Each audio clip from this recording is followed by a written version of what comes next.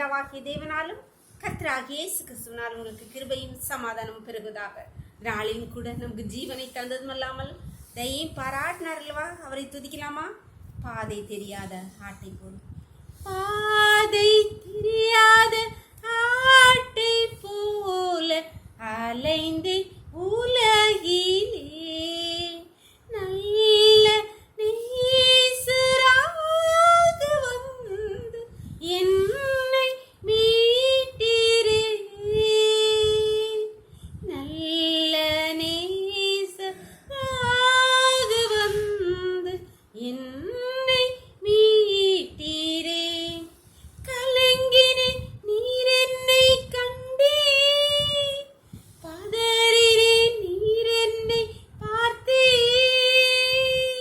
கலங்கினேன், நீர் என்னை கண்டே, பதறினேன், நீர் என்னை பார்த்தே. கல்வாரி நண்டை வந்தே, பாவம் தீர நான் அழுதே. கல்வாரி நண்டை வந்தே, பாவம் தீர நான் அழுதே. பாதை தெரியாத ஆட்டை போல அலைந்தே உலகிலே நல்ல நேசராக வந்து என்னை மீட்டீரே. நல்ல நேசராக வந்து என்னை மீட்டீரே. ஒரு வேத பகுதி வாசிக்கலாமா?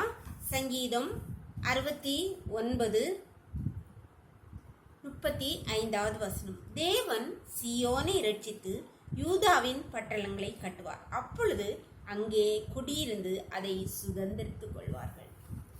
இந்த வசனம் நமக்கு அப்பொழுது எப்பொழுது அப்போ இருந்த சீயோனில் உள்ளவர்களுக்கு சொன்னது போல, நாம் தான் சீயோன், எருசலேமின் குடிகளை சீயோனின் மேல் கர்த்தர் பிரியமா இருக்கிறது. ஆமாம், நம்ம மேல் தான் கர்த்தர் ரொம்ப பிரியமா இருக்கு. நம்ம அப்பவே தெரிந்து கொள்ளப்பட்டவர்கள், நாம் பரதேசிகளாய், நாம் எல்லாராலும் ஒடுக்கப்பட்டவர்களாய், சிறுமைப்பட்டவர்களாய் இருக்கிறபடினாலே கர்த்தர் நம்மை தேடி வந்து நம்மை தெரிந்து கொண்டார். அவர் என்ன சொல்கிறார்? சீயோனை ரட்சித்து அங்கே பட்டணங்களை கட்டுவார். சீயோனை ரட்சித்து கட்டுவார். அப்பொழுது அவர்கள் அங்கே குடியிருந்து அதை சுதந்திரித்துக் கொள்வார்கள். நாம் நம்முடைய தேசத்திலே, நம்முடைய நாட்டில், நம்முடைய பகுதிகளிலே நாம் எப்படி இருந்தோம்? கட்டப்பட்டுள்ள அடிமைகளாக இருந்தோம் அல்லவா? கர்த்தர் தேடி வந்து நம்மளை ரட்சித்தபடினாலே நாம் இங்கே குடியிருந்து நாம் சுதந்திரத்து கொண்டோமல்ல, நம்முடைய தேசத்தை நாம் சுதந்திரத்து கொண்டோமல்லவா? நாம் இன்று மேன்மையானவர்களாய் வைக்கப்பட்டிருக்கிறோமல்ல. கர்த்தர் நமக்கு எல்லாவற்றையும், கல்வி, செல்வம் எல்லாம் தந்து, பதவி, பட்டம், வேலையெல்லாம் தந்து நம்மை சுதந்திரத்துக்கு, நம்மை கட்டியுள்ளார்கள, நம்மை ரட்சித்து கட்டப்பட்டிருக்கிறோம் அல்லவா? அன்பானவர்கள், இதற்கு ஈடாய் நாம் என்ன செய்வோம்? அவரை சேவிக்க நாம் ஒருபோதும் அவரை விட்டு பின்பாங்க, அவரை துதித்து, அவருடைய பாடி, அவருடைய நாமத்தை மகிமைப்படுத்தி அவரை சேவிக்க நம்மை ஒப்பு கொடுக்கலாமா? எங்களை நேசிக்கிற அன்பின் தகவலை நாளை கூட எங்களுக்கு தீவாய் தந்தீங்களேப்பா, கொடா கொடி நன்றியப்பா. நாளின் காலை முதல் எம்மட்டுமாய் உடைய தயவுள்ள கரம் கிருபங்களை தாங்கினதைப்பா, அதனாலே பிழைச்சிருக்கிறோம்ப்பா.